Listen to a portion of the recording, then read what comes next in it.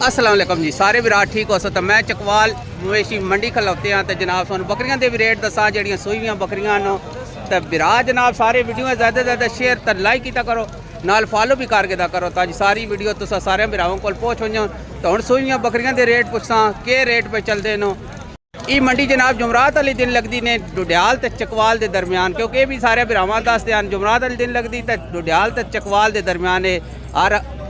हफ्ते एक दफ़ा लगती तो हम रेट भी पूछने बकरियां दे के जनाब बकरियां ने पांच बकरियां तो इन्हों का रेट भी पूछ किने भाई जी सारियां छड़ियां या सूण वालियां दो सूण वालियां हल ये दो सूण वालियां नो ए त्रै छड़ियां नो तो इन्हों का क्या रेट है इन्होंने भाईजान मुल तो कराओ तो 50,000 छड़ी ने करेने। अच्छा तुस वास्ते फाइनल 42,000 दियां जनाब बकरियां ने छड़ियां दो दालियां बकरियां ने तो ये जड़ियां सूणा वालियां दो सूण वाली बकरियां ने मुल करेने 90,000 ही तो 65,000 दियां जनाब। भाई जी अपना नंबर भी दियो ना के नंबर है कोई रब्ता करना चाहता है 0370 80 72 645 जनाब बकरियां जनाब थानू चेक करा दित्तियां चकवाल मंडी खलोतियां तो तुसी इन्हां भाई नाल रब्ता कर सकते हो तो बकरी जनाब थन चेक कर गिने बकरोटे चेक कर गिने इस्तेआबने या नहीं नाल जनाब दंद भी चेक कर गिने क्योंकि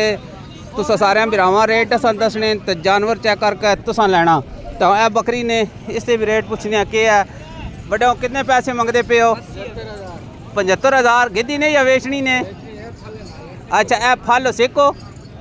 एक फल 75,000 रुपये जनाब इस बकरी का ने चकवाल मंडी खलोती ने बकरी तो अगे भी बकरियों के रेट सुन दसेने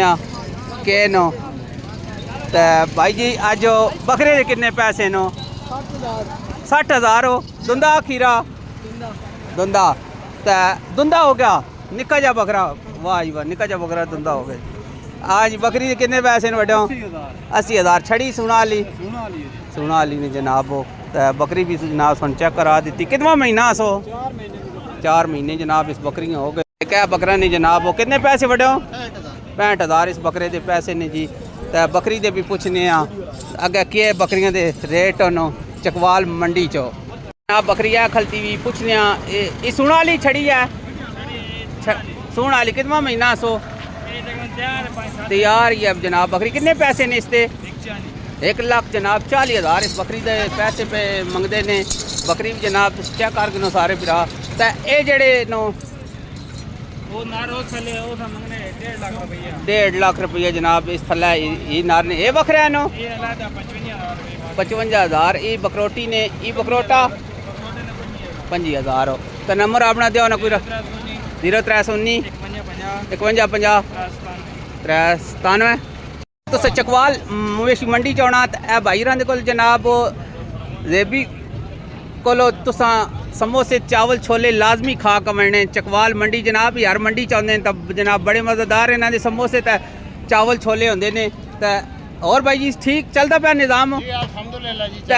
हर मंडी आंदे हो ना कितने अरसे तो आ रहे हो मंडी चो तकरीबन 35 साल तो साढ़े ठीक जी 35 साल तो माशाल्लाह बड़ा पुराना जनाब ठीक है तो लोगों नाल इन्हां दा बड़ा तामन भी है ने जी इंशाल्लाह जी इंशाल्लाह जनाब बकरी ने सला बकरोटी ने तो भाई रान को रेट भी पूछने के है भाई जी कितने पैसे मंगते पे हो 1,30,000 हो इस बकरी जनाब वो पैसे मंगते पे ने बकरी भी जनाब सुन चेक कराने बकरी चेक करो जनाब वो ए जनाब बच्चा है मंडी तो कोई के खरीदन आयो वा बकरी शकरियाँ अच्छा वलैती के गिनिया ने गाई वैड़ियां ला वैड़ी गिनिया अली को नहीं सौदा होया नहीं होनी आए ऐसी अच्छा होनी आए ने जी तो जनाब ठीक हो चकवाल मवेशी मंडी तो इजाजत दो जी अल्लाह।